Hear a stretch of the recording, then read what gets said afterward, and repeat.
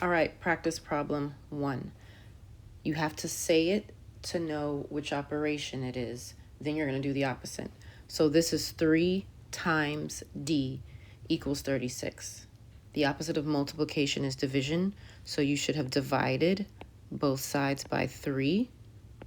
This is a math fact.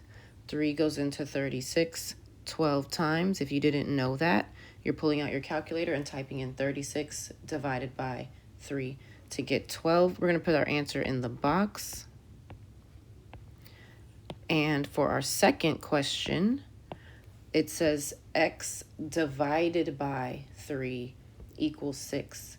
The opposite of division, I'm going to rewrite it, is multiplication. So I'm going to multiply both sides by 3.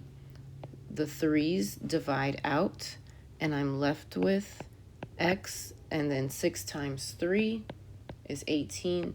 You're going to put your answer in the box so I know where to look. What happened? How would you solve this equation? 4 plus y. Well, to get rid of this 4, you would subtract 4 on both sides. So to solve, I would subtract 4 on both sides. Don't just say subtract. Don't just say subtract 4. You need to tell me that I would subtract 4 on both sides. So add that if you didn't type it in.